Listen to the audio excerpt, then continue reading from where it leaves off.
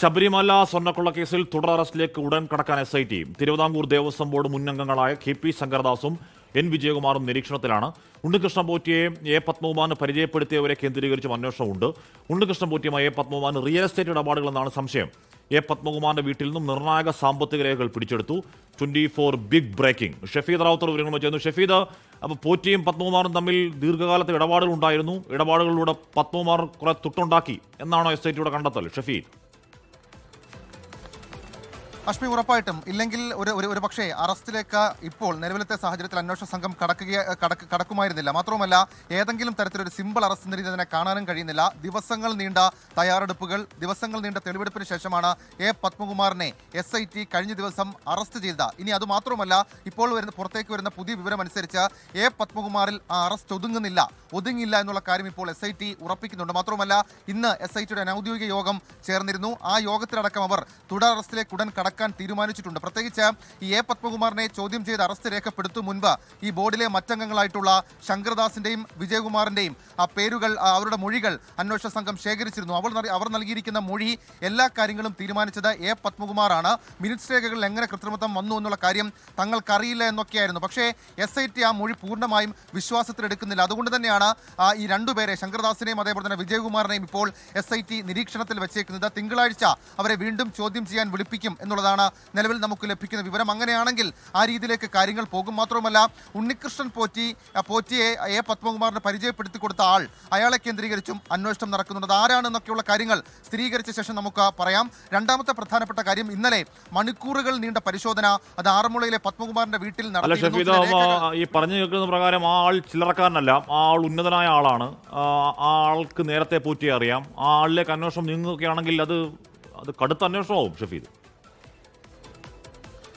അശ്മി, ഉറപ്പായിട്ടും അത് ചില രാഷ്ട്രീയ കേന്ദ്രങ്ങളിൽ വലിയ നെഞ്ചിരിപ്പുണ്ടാക്കുന്ന കാര്യമായി അത് മാറുകയും ചെയ്യും. മാത്രവുമല്ല, അതിൽ നമ്മൾ എടുത്തു പറയേണ്ട ഒരു കാര്യം, ആ പേരിലേക്ക് SIT കടക്കുകയാണെങ്കിൽ, പൂർണ്ണ അർത്ഥത്തിൽ കടക്കുകയാണെങ്കിൽ അതിൽ ചില തെളിവുകളടക്കം SIT ശേഖരിക്കേണ്ടതായിട്ടുണ്ട്. അതിൻ്റെ ഒരു കാലതാമസം മാത്രമാണ് SIT എടുക്കുന്നത് എന്നാണ് നമുക്ക് മനസ്സിലാക്കാൻ കഴിയുന്ന കാര്യം. ഇനി രണ്ടാമത്തെ കാര്യം, അതും ഇതിൻ്റെ ഒരു ക്രക്സ് എലമെന്റ് ആണ്.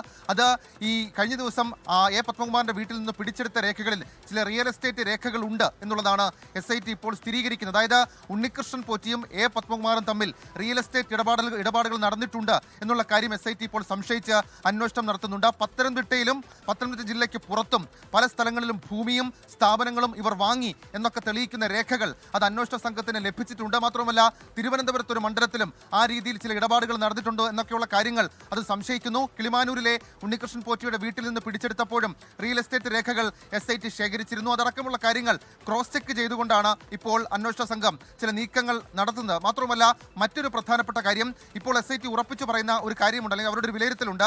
അത് ഉണ്ണികൃഷ്ണൻ പോറ്റിയും A പത്മകുമാറും എവിടൊക്കെ വെച്ച് സ്വർണ്ണക്കൊള്ളയുടെ കാര്യത്തിൽ ഗൂഢാലോചന നടത്തിയെന്നൊക്കെയുള്ള കാര്യം ഇപ്പോൾ തെളിവ് സഹിതം അന്വേഷണ സംഘം ശേഖരിച്ചതായിട്ടാണ് വിവരം. മാത്രവുമല്ല, പല തവണ ആറന്മുളയിലെ A പത്മകുമാറിന്റെ വീട്ടിൽ ദിവസങ്ങളോളം ഉണ്ണികൃഷ്ണൻ പോറ്റി വന്ന് താമസിച്ചിരുന്നു എന്നൊക്കെയുള്ള കണ്ടെത്തലുകൾ ഇപ്പോൾ അന്വേഷണ സംഘം നടത്തിയിട്ടുണ്ട്.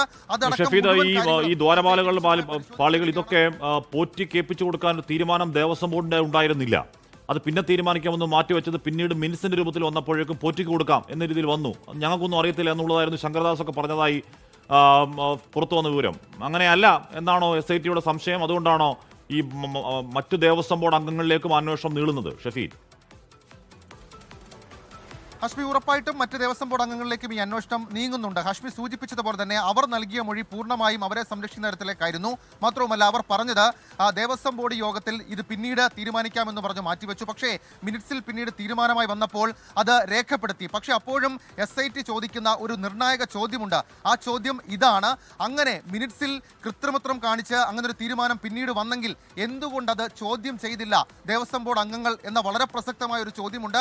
ആ ചോദ്യമാണ് ശങ്കരദാസിനും വിജയകുമാറിനും കുരുക്കാകുന്നത് എന്നുള്ളത് നമുക്കിപ്പോൾ ഒരു വിവരമായി ലഭിക്കുന്നുണ്ട്. സ്വാഭാവികമായും ഒരു ലോജിക്കൽ ചോദ്യം കൂടിയാണ്. പ്രത്യേകിച്ച് ദേവസ്വം ബോർഡ് അംഗങ്ങൾ എന്ന് പറഞ്ഞാൽ ദേവസ്വം പ്രസിഡന്റിന് പുറമെ തീരുമാനങ്ങൾ എടുക്കുമ്പോൾ അതിൻ്റെ ആ തീരുമാനത്തിലെ ലോജിക്കില്ലായ്മ അടക്കം ചോദ്യം ചെയ്യേണ്ട ആളുകളാണ്. പക്ഷേ 2019 ഉണ്ണികൃഷ്ണൻ പാളിയുടെ കയ്യിൽ സ്വർണ്ണപ്പാളികൾ കൊടുത്തുവിടാനുള്ള തീരുമാനം A പത്മകുമാർ ഏകപക്ഷീയമായാണ് എടുത്തതെങ്കിൽ പിന്നീട് ഏതാണ്ട് 38 ദിവസത്തിന് ശേഷം അത് ചെന്നൈയിൽ പോയപ്പോഴും ചെന്നൈയിൽ നിന്ന് മടക്കി കൊണ്ടുവന്നതിലൊക്കെയുള്ള അസ്വാഭാവികത എന്തുകൊണ്ട് ദേവസ്വം ബോർഡ് അംഗങ്ങൾ ചോദ്യം ചെയ്തില്ല, അത് തിരുത്തിയില്ല, അതിനെക്കുറിച്ച് റിപ്പോർട്ട് ചെയ്തിട്ടില്ല എന്നൊക്കെയുള്ള കാര്യങ്ങൾ സ്വാഭാവികമായും സംശയമാണ്. ആ സംശയത്തിലാണ് ഇപ്പോൾ ഇവരെ വീണ്ടും ചോദ്യം ചെയ്യാൻ തിങ്കളാഴ്ച വിളിപ്പിക്കാൻ അന്വേഷണ സംഘം ചില നീക്കങ്ങൾ നടത്തുന്നത്. ആ ചോദ്യം ചെയ്യലിന് ശേഷം നിർണായകമായിട്ടുള്ള മറ്റു പല കാര്യങ്ങളും നമുക്ക് പ്രതീക്ഷിക്കാം. ഒരുപക്ഷേ വരും മണിക്കൂറുകളിൽ ശബരിമല സ്വർണ്ണക്കൊള്ളയുമായി ബന്ധപ്പെട്ട പല നിർണായക നീക്കങ്ങളിലേക്കും SIT കടക്കും. ഹഷ്മി. ഓക്കെ, ഷഫീദ് റാവുത്തറാണ് ആ വാർത്തയുടെ വിവരങ്ങൾ നൽകുന്നത്. എന്ന് പറഞ്ഞാൽ അത് വലിയ കേസായി വികാസം പ്രാപിക്കുകയാണ്. പോറ്റിയിൽ തുടങ്ങിയതാണ്. പോറ്റിയിൽ തുടങ്ങി ഇപ്പോൾ അത് ഈ പറഞ്ഞ പത്മകുമാർ, പോറ്റി മുതൽ പത്മകുമാർ വരെ എത്തി നിൽക്കുകയാണ്. അതിന് മുകളിലേക്ക് കാര്യങ്ങൾ പോകുമോ എന്ന ചോദ്യം അവിടെ നിൽക്കുന്നുണ്ട്. ഇതിൽ ഓരോരുത്തരും മുരാരി ബാബു തൊട്ട് ഈ പറഞ്ഞ സുധീഷ്, ബാക്കി അറസ്റ്റിലായ ഉദ്യോഗസ്ഥർ, ജയശ്രീയുടെ മുൻകൂർ ജാമ്യാപേക്ഷയിലൊക്കെ ഇതെവിടെ നിന്നാണ് നിർദ്ദേശം വന്നത് എന്ന് പറഞ്ഞാൽ രക്ഷിക്കാൻ, ഈവൻ എൻ വാസു വരെ രക്ഷിക്കാൻ ആരുമില്ല എന്ന അവസ്ഥ വരുമ്പോഴേക്കും ഉള്ള കാര്യങ്ങൾ മണിമണി പോലെ ഇവരൊക്കെ തുറന്നു പറയുന്നുണ്ട്. അങ്ങനെ ആ ഗോവണി മുകളിലേക്ക് കയറി പോവാണ്. എവിടം വരെ പോകും എന്നത് കാത്തിരുന്ന് കാണാം.